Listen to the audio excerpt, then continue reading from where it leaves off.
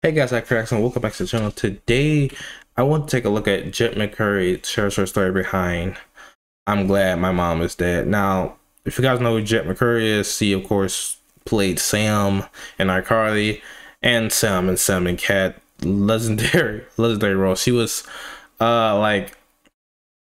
she's such a big part of my childhood. I think for a lot of kids growing my time, because iCarly when it came up was huge, and then there was Sam and Cat. And I used to watch them all the time, And when eventually it was over, and and I heard that she wasn't coming back for do the reunion, so and I heard about all the stuff that she went through, then about her mom, and I like it to me. So like, wow, like you really don't know anything, do you? Like you think you just because a person's famous and you've been watching her since you were so young, and you've been for all these years that you know a person, but you really don't. But she was going through so much, so I really wanted to. Now I read a little bit of the book. I got My Mom's Dead. I haven't finished it, but I wanted to hear her thoughts. So that's what I'm getting to today, guys. Yeah, let's get right into it. On the outside, I was doing a lot of the performing, the tap dancing of like the smile and the showing up and landing on my mark. And I'm gonna. She was so talented. Just do what I need to do and be this, happy-go-lucky Nickelodeon kid. My name is Samantha Puckett. And did she not perform, man? She played Cat so well. But inside, I was hurting. It was painful. I was angry. I felt unsupported. You pull back the curtain on child stardom. It is not a pretty picture. Not as I see it, no. At just 15, Jennette McCurdy was one of the most recognizable child stars on television, playing Sam Puckett in Nickelodeon's She was such a big part of her life, man. I watched iCarly every day for the entire season. She was known as the funny BFF. But she says behind that bubbly on-screen persona, nothing about her real life was funny. For you, what were the pitfalls of child fame? You're playing an adult's game. You're in an adult's world. True. And you don't recognize that. You're incapable of being on that level, but you are confused and you think that you are. And I think it really leads to... Man, these kid actors, it's really up to their parents, protect them. In her case... struggles eventually prompting her to abandon acting altogether. You say, quite frankly, that this was never your dream. Stardom was never your dream. That's her mom's. My mom's. I think she wanted me to have a better life than she had, but I also think her approach was very unhealthy and informed by her own lack of self-work, and she lived vicariously through me. Jennette had her first audition at age 6, encouraged by her late mom. You hear these type of stories all the time, the story of a parent, pushing their kid too far at a certain thing, because they weren't able to achieve it, and and they want them to, and they'll say like, oh, it's because I want you to live a better life than me and blah, blah, blah. But it's like, if that were true, then you would let them do what they love. Instead, you're pushing them to do something because you couldn't achieve it. And I've always hated that. You're always supposed to want to do better for your children, better for your kids, never to force them into something that you want to do just because, you couldn't make it. And, and that's the sad part of hearing about this, that she was like, this wasn't her dream. And I truly feel you should only become famous if it truly is your dream. Because the fame, that world is not as bright as a lot of people think it is. Like if that's not your dream, then you shouldn't be there. Deborah, their mother-daughter bond, deeply disordered and chaotic. She says her family struggled financially. Look at that. She has such a bright smile too, man. Acting paid the bills. It felt like a lot of pressure. And then it was all on her. She was the breadwinner. My career as a way out of that life, of that way of living, most of that parents. Constant grind. How chaotic was that childhood home? You describe it with one line that stuck with me, that the air in the house felt like a held breath. Heavy, It was really complicated. My mom also had cancer when I was 2 years old. That was the first time she was diagnosed. God. So not only was it chaotic because of the abuse that was happening, and my mom's violent and erratic, unstable behavior, but also because we all lived in fear of her cancer coming back. That volatile relationship is at the center of Jennette's dark and deeply personal memoir, I'm Glad My Mom Died. What made you pick that? I think I earned that title through the writing of the book, but I wanted it to be something that would grab people's attention, and It definitely grabbed people's get them to attention, pick I'll up tell you the that book much. And then hopefully It grabbed learn by the end mine. of it why I have chosen that title. It means From I the saw tender it. age of 11, she says her mother taught her the dangerous habit of calorie restriction, which would turn into years of eating disorders.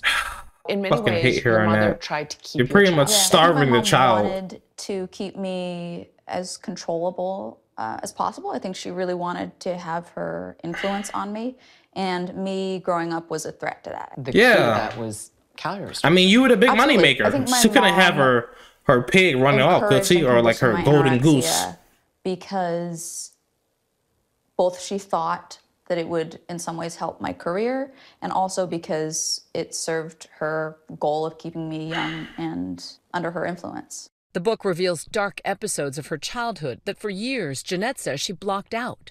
She describes how her mother would give her showers and touch her invasively until she was a teenager. Oh my She referred to God. them as medical exams on your private parts. Yes, this was the hardest part of the book for Oh my God, man. Like, yeah. Like I said, I haven't finished the book. I read some of it, you know, but so it hurts just to hear from my mouth. Like I said, this was somebody that I grew up like loving as a kid. So it gets me a little bit emotional because I'm sitting here listening to her tell her like all the pain that she was going to, while she was making us laugh and smile. You know, there were certain there were certain times, you know, during my life, you know, I'm not gonna go through, but I've had a hard life, you know, and iCarly was one of those shows that helped me get through, you know, making me laugh, making me smile, making me God, I cry too easily when it comes to stuff like this, making me forget the pain that I was having. And I just feel bad knowing, because, you know, like that, me forgetting that, she was able to help me forget my pain, but hers was still there the entire time, hiding behind that smile. You know, hiding behind all the laughter and the funniness. And I do think there's some parts she did enjoy of it. That I think she enjoyed being there, you know, but she was going through so much pain, and it makes me sad sitting here thinking about her mother used to touch her and stuff, you know, medical exams, and it makes you sad because, like I said, she gave me so many joyful laughters and so many joyful memories of watching this, you know, watching her career with my family, with my brother and my sisters, you know, and being such big fans of it, you know, and watching every single episode and seeing all the movies and stuff like that, you know, like the crossover episodes, you know, like we watched everything. So to hear her like say she's going through this, and like it hurts a little bit. It hurts a little bit for me. Because I'm just like I'm just sitting there, and I'm like, and like I'm so, and like I'm thankful to her, because like I said, she gave me happy memories, but she was in pain herself, and like just you wish you could help her. for me to write about. It was a really emotional experience. I laughed during the writing of it, and then I cried a lot after I wrote that vignette. You talk about basically having out-of-body associations, out-of-body experiences when this is happening to you. Yeah. What do you think was going on? I've tried to understand, and that didn't lead me anywhere productive. I would just spin my wheels trying to understand my mom's motives. This continued until you were Sometimes you can't just understand. Yeah. And you describe in the book that you felt violated. Yes, I absolutely felt She violated. pretty much was. And eventually accepting that was the most, I think, integral piece to my own healing and recovery. At the height of her stardom, she landed a spin-off series, Sam and Cat. starring alongside future Man, pop oh star my God. Ariana Grande. She My writes about sister watched tensions that on all the set. time. You They said, say it were again, one more time. I said I'm really smart. You literally wrote, I frequently made the mistake of comparing my career to Ariana's. Yeah. And being jealous of everything, jealous of her childhood, jealous of a music career that you didn't even want. Sure. I was jealous specifically that she played charades with Tom Hanks. That's what got me. Charades I with mean, Tom Hanks is awesome. I know. I would love to do that. I was so young at the time, and I think it's really hard to not compare yourself to somebody at that age when Yeah, it's you're your in an co-partner. environment around them all the time. So I made that mistake repeatedly, and I'm I'm glad to be at a place now where I wouldn't trade positions with somebody. As the show was airing, her mother died of That's cancer. good. Jennette says her life was spinning out of control, anorexia morphing into bulimia and alcohol abuse. I was never aiming for bulimia. I was attempting to have anorexia, but I couldn't keep it up without my mom. So then that would lead to, I'd starve myself for so long, and then I'd binge, and then I'd purge because I hated. It's such a dangerous cycle, man. Fullness. Hated it. It would take Jennette years to seek proper help and start therapy to begin grappling with her trauma. I couldn't initially accept the idea that my mother was abusive toward me because my whole way of life, my whole way of going through the world. And I just want to talk about something. This is something you hear all the time in abuse victims, right?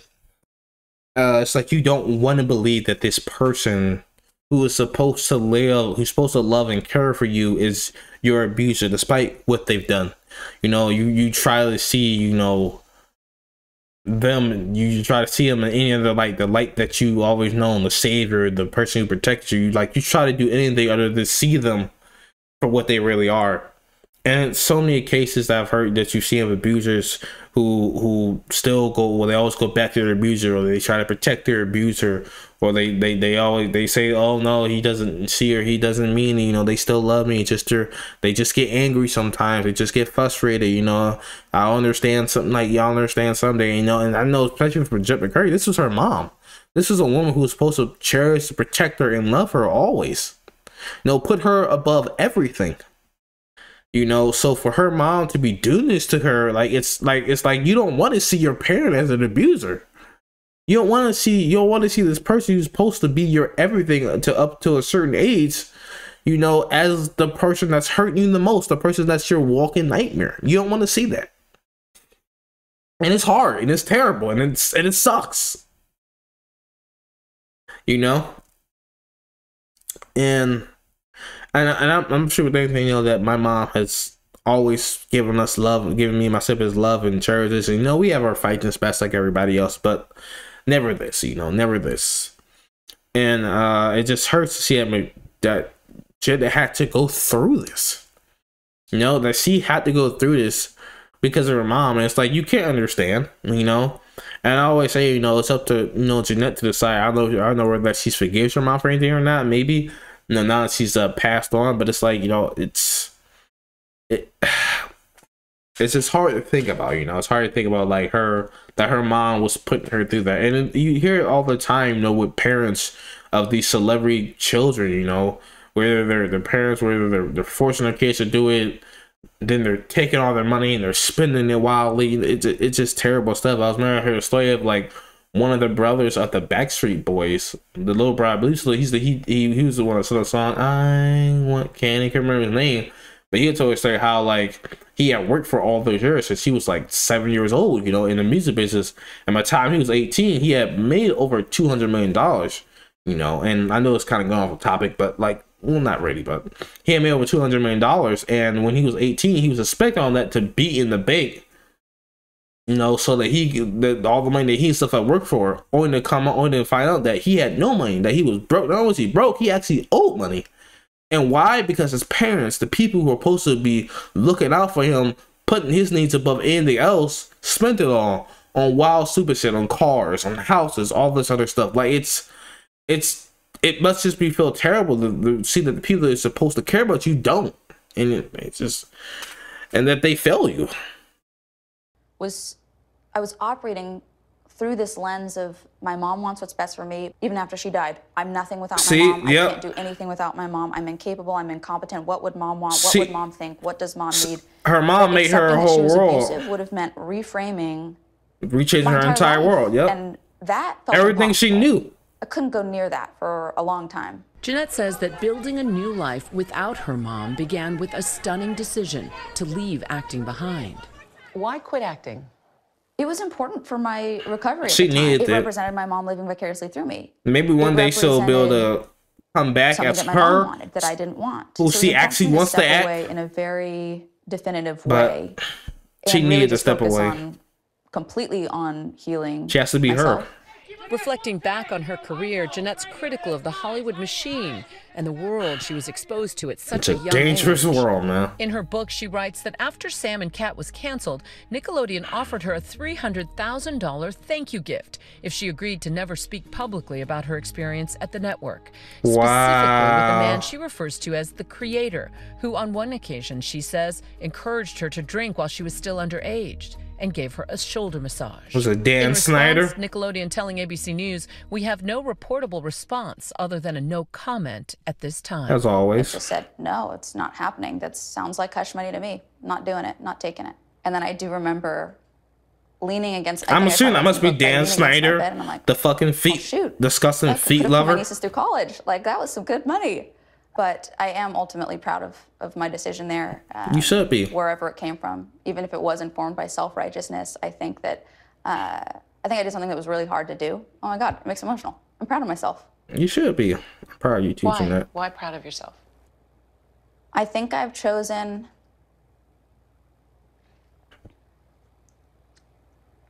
a path of integrity. And it hasn't always been easy. Yeah. Now 30, Jennette says she's recovered from years of I eating can't believe disorders she's and found 30, a man. sense It's of balance crazy for to the me. first time in her life. I was What's your watching this body girl, image she was now, like and what's your 16, relationship to even food younger like? than How that. do you sort of go about your day? I'm glad you asked this because when people talk about eating disorder recovery, they talk about it being such an ongoing process and something you deal with every single day for the rest of your life, and it's always a battle. And I think that kind of language, it doesn't help motivate. I'm at a place now where I don't obsess about food at all. I haven't engaged in any sort of disordered eating behavior for years. I'm really proud of that. That's awesome, man. Jennette says healing also comes through in her writing. She's working on a novel and a collection of essays. And while she sees herself as a writer, she hasn't completely ruled out a return to acting. I would love to see her come back. My 20-year-old self, me now, I would have known what I was aiming for. I would have had something to hope for, something to be encouraged about. I didn't have that. What would you have told your 20-year-old self? Look at me now, baby. You're gonna be fine, kid. I probably would have said. Hi, everyone. George Stephanopoulos. All right, guys. I'm gonna end it here. That was nice, man. That was great. Yeah, man. That meant a lot to me, just because, like I said, like, she was such a big part of my life growing up, and I always think it's funny we talk about people, them being the fact I never met her once, and I never talked to her, whether through text or something, but she was part of my life, and a big part of it. Like I said, her shows, like her character, brought so much joy to my life at that time, and because of that, I can, it's also you feel you can never pay that. So I'm just happy to see that she's doing better. Like I said, she's almost 30. Like I'm almost. It's funny. She's like 30. I'm like 24. I'm almost like halfway 30 myself. But the fact that that she's so much older now, she's in such a better place, and and I love the fact that she's writing, that she's finding her own path. And like I said, I agree, she had to step away from acting because at that time she was still doing it because her mother wanted it, because it was her mother wanting to do it, not because she wanted to do it. And hopefully, I hope she does return to acting, but only when she wants to do it. Because that's the most important thing. She has to want to do it. She has to want to return. Not her mother, not anybody else. Her. She has to make that choice. And I do hope one day, because I always thought she was so talented as playing Sam. She was always, even with Ariana Grande, she was super talented. She was always one of the most talented people I thought, on Nickelodeon at that time. So I would love to see her be able to come back and act and really see what she can do now. And hopefully we'll get to see it one day, like, so only when she's ready. And I love the fact that she said about her keeping her integrity. My mom always raised me, and my sister was like to always hold your integrity, no matter what. Don't ever let somebody take that from you, no matter what they offer, no matter how much money they give you. Don't ever break your integrity. Hold your morals high if you really believe in them. And I love that. I love the fact that she did turn money, and that was $300. So that's a lot of money. That's a lot of money. $300. She could bring niece to school. But her turning that down just means more's coming on the way, and that's what I believe. And I'm so happy that she was able to do that. I feel that was an important step for her to tell the company, that she had went through all this hell. Well, like, no, I'm not going to take your money, and I'm not going to be quiet. You're not going to silence me with this bribe. You're not going to do that. And I think that was very important and probably very powerful for her. Like I said, she felt proud of herself because it was a very powerful moment for her to resist them and be like, no. If her mom was there, her mom probably would take, you know, but she was able to, you know, finally be like, no, this is my decision. I'm not going to do this. So, yeah. But anyway, guys, thank you guys for watching. Jennette McCurdy. I don't know if you're ever going to see this or not, but if you ever do, I just know that, you know, I loved you. I love, you know, the joy that you brought to my life, that you brought to me and millions of other kids, including my own siblings. You know, and I'm sorry that you had to go through what you had to go through. You know, and that you put on such a strong face for us, for the kids. You know, that you never showed any pain or weakness. You know, that we knew anything was going on. You kept that smile on. So I want to say thank you for that, and I'm just sorry, and I'm happy that you're in a better place. You know. And I hope to one day get to meet you someday, hopefully, and just, I don't know, talk or something. Talk or something. But anyway, guys, thank you for watching. If you guys enjoyed me, so hit thumbs, subscribe, and share. If you guys want me to do more of this type of stuff, I don't know really what more of this type of commentary stuff. If you liked it, let me know down below. Let me know if you like to see me have my other opinions on. I guess react to it. Make sure to check out the little description. That'll be to the original video as well. My social media, you guys can follow me on there. And yeah, again, thank you, Jennette. Zach Reaction out. Peace.